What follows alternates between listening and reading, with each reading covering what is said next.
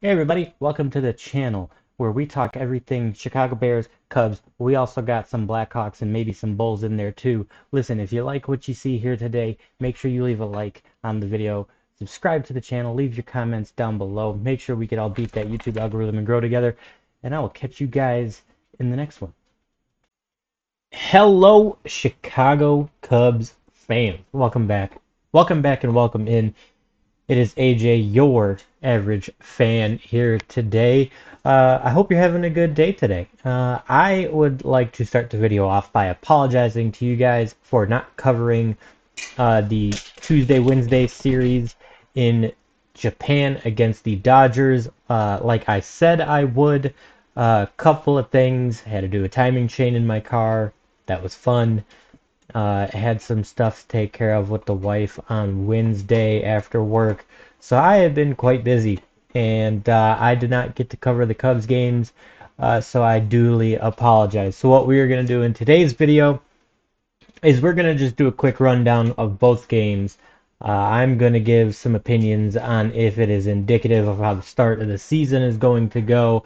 And then we also have some transactions from the Cubs, a couple of really noticeable ones today, and then a couple from while they were in Japan. So we'll get right on into it. So first things first is we'll go over the transactions because I think that these transactions are really just kind of wild.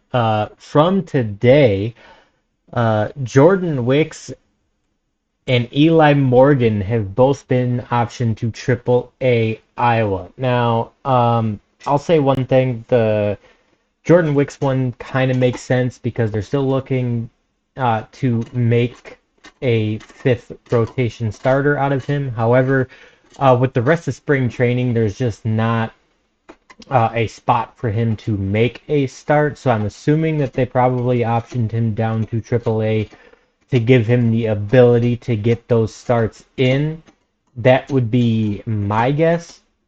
Um, if you can hear my dog munching on his bone back there, I apologize. So it seems like they're trying to get him to be able to get a couple of starts before the season starts, and maybe they might call him back up, maybe they might not, maybe they're just going to allow him to make a couple more starts in AAA. So that makes sense. The Eli Morgan one, uh, I can't really understand this one because he's had some success with Cleveland. I just wonder if he's only got one option remaining, so I'm just really not sure. I don't know if they just don't have the space for him. I don't know if they just feel like uh, I don't know if they just feel like that they have enough depth there or they just don't have a slot for him. I mean, it's just really kind of an odd situation for Eli Morgan to they bring him over just to option him out. I mean, I'm not really sure. Maybe they feel like they have a really good group of bullpen guys because they went after a bunch of depth in the offseason. So maybe they just feel like it's the right move right now. I'm not entirely sure. Maybe it's also along the Wicks option. Maybe they're just looking to be able to give him as much time on the field as possible, and just with the major league roster, the way that it's playing out right now, that's just not really available to him. So maybe they're just using the AAA camp to give him more time on the field. I'm not exactly sure.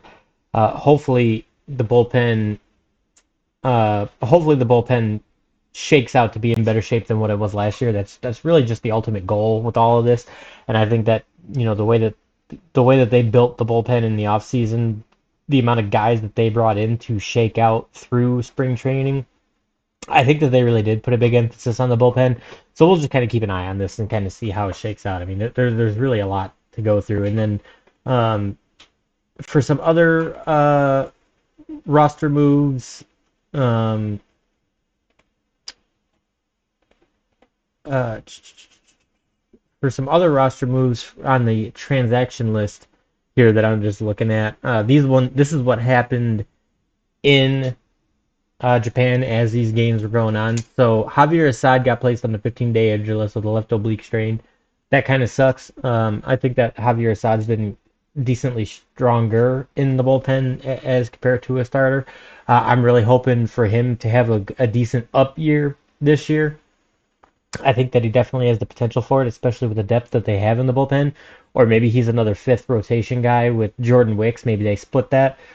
I think that we saw an uptrend with him last year, so I'm really hoping that he can continue that this year, so long as he's not on the injured list all year. But Keegan Thompson got designated for assignment.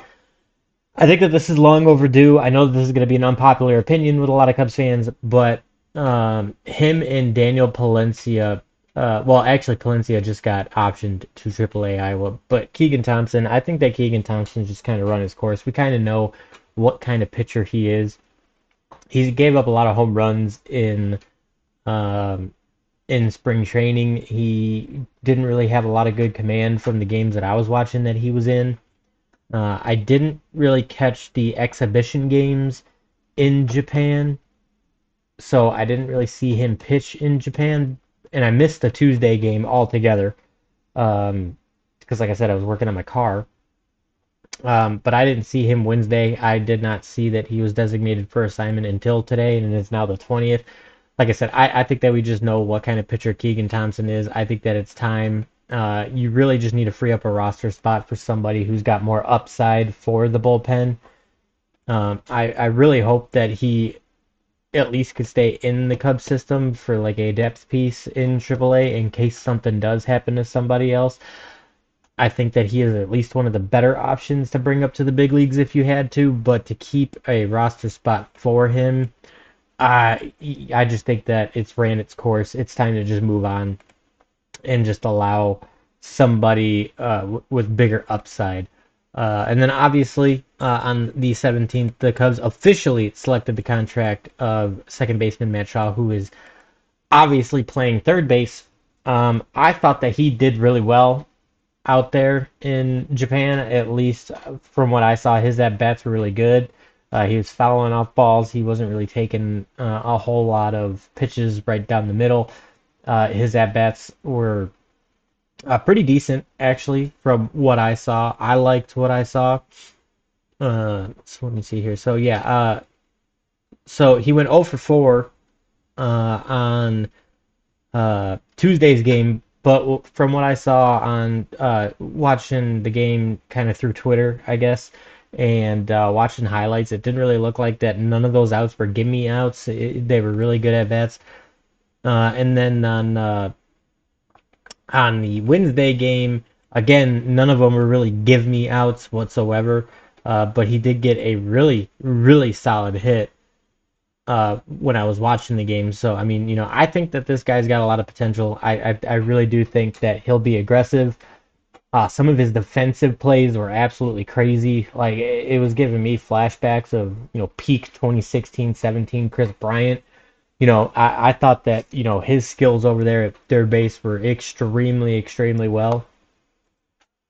It just looked like he was already comfortable with the position, which again, he's meant to be a second baseman by natural position, and he slots over there at third, and making some of the plays that he was making was just absolutely astronomical. And so if we move down into the breakdown of the two games, on Tuesday they lost 4-1, on Wednesday 6-3. So on on Tuesday's game, it was nothing really crazy. They battled. I think that from what I saw in the highlights, at least, other than the 3-run fifth inning that LA had, it really seemed like the Cubs pitchers pitched a pretty well put together game. They got in the fifth. They gave up 1 run in the ninth. They just got silenced.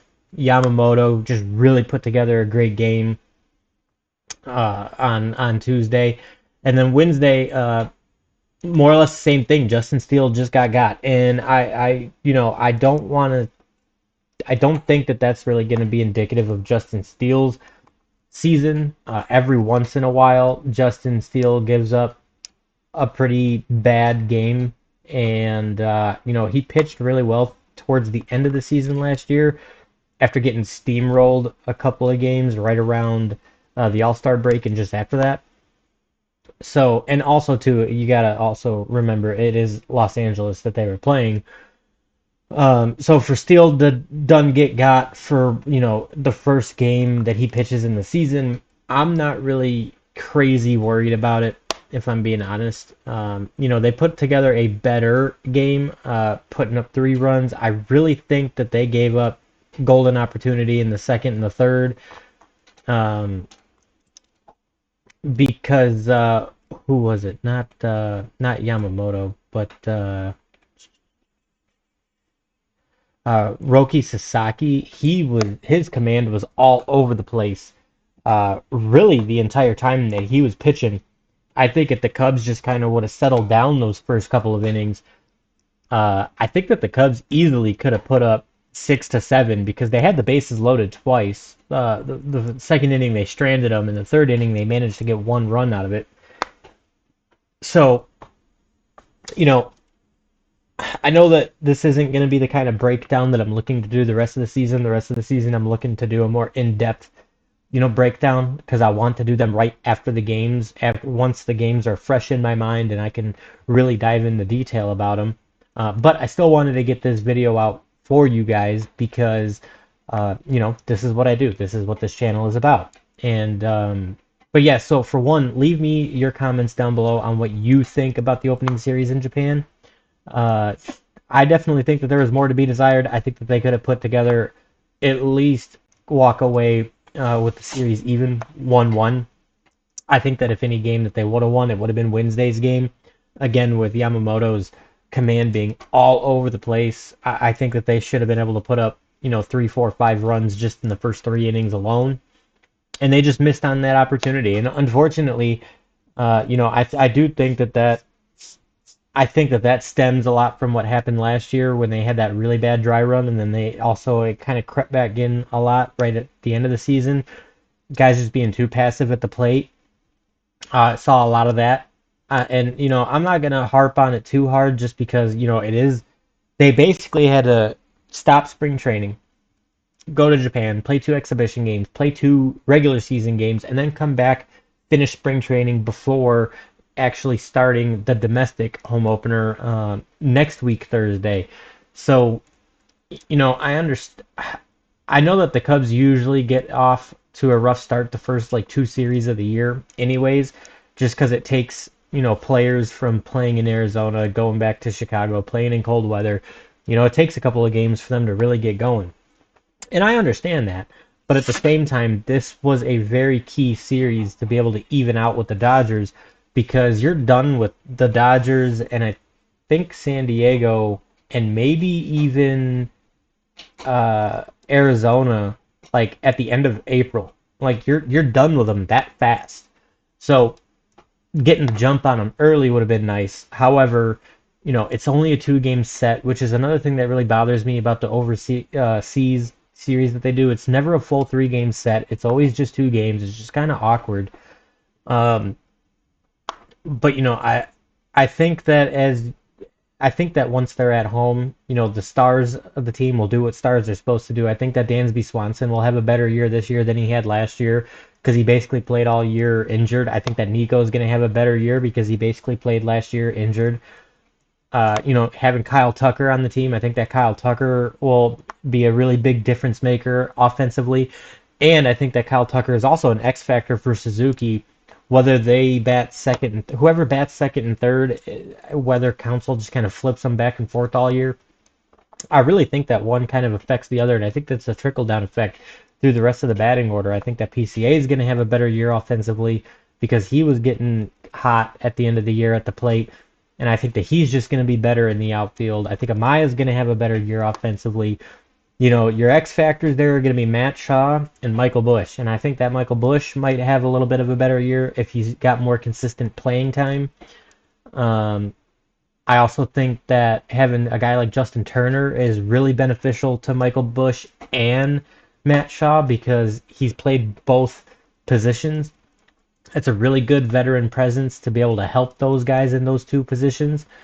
I also think that the bench is built better than what it was last year with Bruhan, Rojas. I think there's a couple more guys that we're still looking at that haven't been cut down out of the roster yet for the rest of spring training. So I mean, the bench could look different on opening day still. But even then, I still think that the guys that you have on the team is, better options going into the regular season this year than what you had last year. So, I think that all around the Cubs are already in a better spot. You just got to get your bullpen set, and you have to just obviously put that product out onto the field. And I know that that sounds cliche, and I know that that's basically the same thing that we talk about every year. But I do believe that dumping Bellinger's salary to go get a guy like Kyle Tucker, whether he sticks around after this year or not, I think that that's kind of irrelevant. I think that the Kyle Tucker thing is still we're legitimately trying to win right now. So if you extend him, great. I think the only way that the Cubs really get rid of Kyle Tucker is if they're just, completely out of it at the All-Star break. So, I mean, if you're right there in the division, uh, not a wild card, but for the division by the All-Star break, I could see him sticking around and helping the Cubs make a postseason push. So, and then what does Matt Shaw? Matt Shaw. What does he look like? Progressing through the season. Because from what I saw, at least just in the first two games, his defense, I don't see that his defense is going to be anything to worry about. I think that just defensively, that's a way, way obvious upgrade over Christopher Morel for as much as I loved him. And what's his name? His name's escaping my mind right now. Oh, good lord. But over at third base, I mean, he's just defensively already just a massive upgrade. So what could he do at the plate? Isaac Paredes, and I mean Paredes, he really struggled because, well, I mean, offensively everybody struggled just because the wind tended to be blowing in a lot at Wrigley, which is uncharacteristic. Which is also another reason why I think that the offense will definitely pick back up this year. Last year was just such an uncharacteristic year at Wrigley that I think the whole offense will take a tick up, and I think that again Matt Shaw should be a way, even if he bats in the 260 to 275 range, if he could slug somewhere between 700 and 800 total on the season, I mean that's just a big upgrade compared to what you had. Again, having Nico healthy all year, having a solid backup for him and Dansby Swanson would be absolutely awesome.